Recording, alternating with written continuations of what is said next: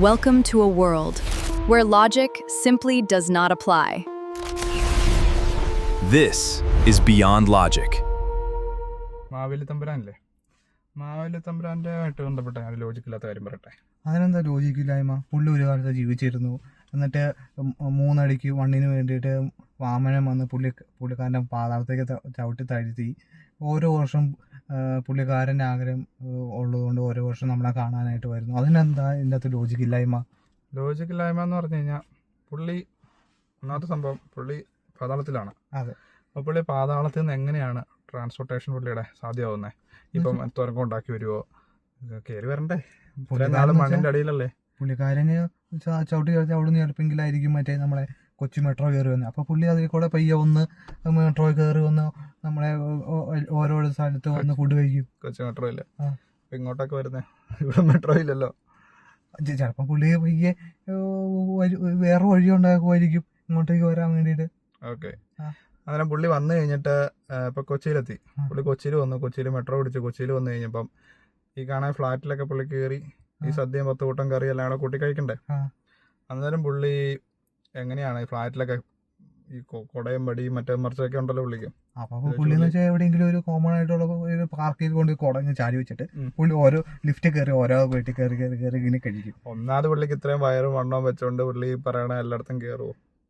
ഉറപ്പായിട്ടും കയറി. ചിലപ്പോൾ ഒരു ഫ്ലാറ്റിൽ തന്നെ പുള്ളി മൾട്ടിപ്പിൾ ആയിട്ട് എല്ലായിടത്തും കയറി കഴിക്കും. സൂപ്പർ പവർ ഉണ്ടെങ്കിൽ ഒരു സൂപ്പർമാനെ പോലെ ഭയങ്കരമായിട്ട് കയറി എല്ലായിടത്തും പോയി കഴിച്ച് ഇറങ്ങും. പിന്നെ പുള്ളിക്ക് താഴെ പോലെ അനുഗ്രഹിച്ചു വിട്ടാൽ അതായിരിക്കും ഇച്ചിരി കൂടെ നല്ല. അല്ലാണ്ട് ഈ പറയുന്ന ഉള്ളിടത്തുള്ള ഫ്ലാറ്റിൽ കയറിയുള്ള പായസം കഴിച്ച് മറ്റേയും കഴിച്ച് ആ വയറും ചാടി ഡയബറ്റിക്സ് അടിച്ച് പിന്നെയും ഇത്ര നാൾ 1 വർഷം വീണ്ടും പാദത്തിനടി തന്നെ പോയി കിടക്കണ്ടേ.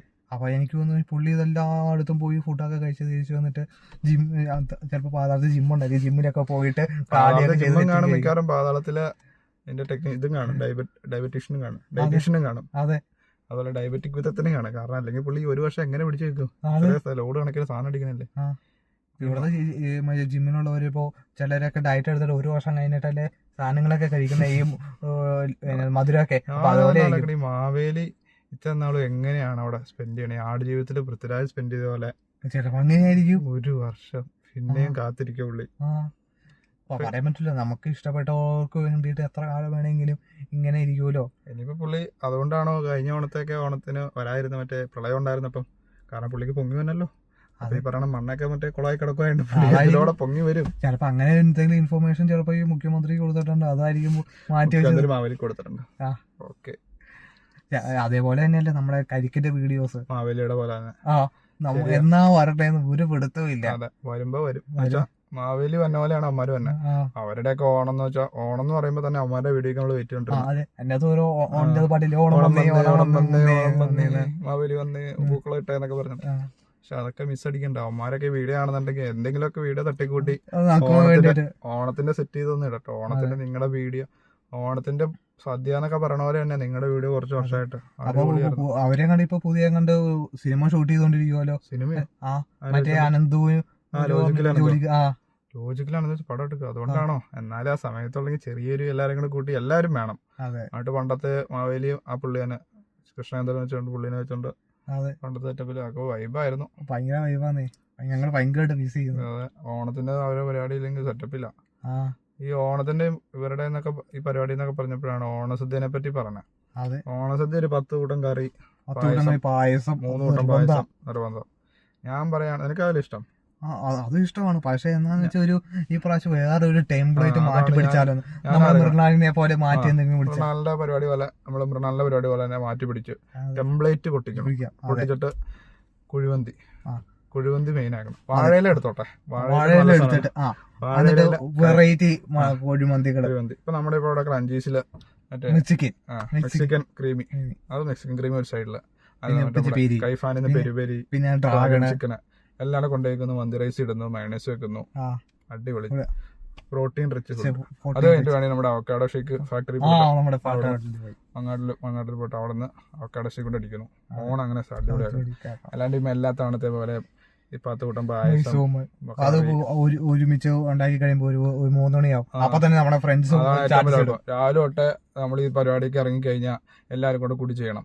അതെല്ലാം കൂടെ ചെയ്ത് വന്ന് പറക്കി സ്റ്റാറ്റസ് ഇടാൻ വേണ്ടി നിൽക്കുമ്പോഴത്തേക്കും എല്ലാവരും ഇട്ട് 3 മണി 4 മണിയോളം ആയി കാണും. അതിലും ഭേദം പറ്റണവർ പണിക്ക് പോകാം, അല്ലാത്തവർ ഓർഡർ ചെയ്യുക. അല്ലെങ്കിൽ ഞങ്ങളുടെ കൂടെ കൂടുകയാണെങ്കിൽ കുഴിമന്തി അടിച്ചത് ഞങ്ങൾ എന്തായാലും മന്തി അടിച്ചിട്ടുള്ള ഓണത്തിന്റെ അന്ന് മന്തി അടിക്കാം. മന്തിക്കട ഉണ്ടോ? ഉണ്ടായിരിക്കും, ഉണ്ടായിരിക്കാൻ ചാൻസ് ഉണ്ട്. ഉണ്ടായിരിക്കില്ലേ നമ്മൾ തലേദിവസം വെച്ച് ഫ്രിഡ്ജ് വെച്ച് ഞങ്ങൾ ചൂടാക്കി കഴിക്കും. എന്നെയാലും ഇത്തവണ മന്തി അടിക്കണല്ലോ. അല്ലാണ്ട് എല്ലാ തവണയും ചോറ്, സാമ്പാർ, പരിപ്പ് ഇതെല്ലാവരും എല്ലാവർക്കും അറിയുന്ന ഇഷ്ടമൊന്നുമല്ല. മെയിനായിട്ട് ഒരു തോരൻ, ഒരു ചെറിയൊരു തോരൻ, ഇപ്പം ഒരു സാമ്പാർ, ദാറ്റ്സ് ഇനഫ്.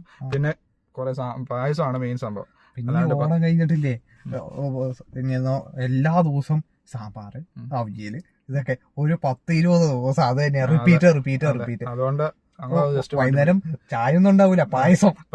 പിറ്റേ ദിവസം രാവിലെ ചിലപ്പോൾ പായസം, അത് ചോറായിരിക്കും അന്ന് തന്നു വിടുന്നത്. പിന്നെ അന്ന് വേറെ സംഭവം ഇതുമായിട്ട് ബന്ധപ്പെട്ട് ഓണത്തിന്റെ പറയുന്ന പിന്നെ ഞങ്ങൾ മദ്യത്തെ ഒന്ന് പ്രോത്സാഹിപ്പിക്കുന്നവരൊന്നല്ല. അപ്പോൾ ബിവറേജസിലൊക്കെ പോയി ഇത് കൂട്ടി സാധനം മേടിക്കാനുള്ളവരൊക്കെ ഡേറ്റ് ഒക്കെ ഒന്ന് നോക്കി വെച്ചു. കാരണം എല്ലാ ദിവസവും ഇല്ല, അടുത്തടുത്ത് അവധി വരുന്നുണ്ട്. അഭിനയമുണ്ട്, ശ്രീനാരായണ ഗുരു സമാധി വരുന്നുണ്ട്, അതുപോലെ ഓണം വരുന്നുണ്ട്. ഡേറ്റ് ഒക്കെ നിങ്ങളൊന്ന് ഡേറ്റ് വേണമെങ്കിൽ ഞങ്ങളൊന്ന് ജസ്റ്റ് നോക്കാം. ഞങ്ങൾ ഇതുമായിട്ട് ബന്ധപ്പെട്ടവരല്ല, എന്നാലും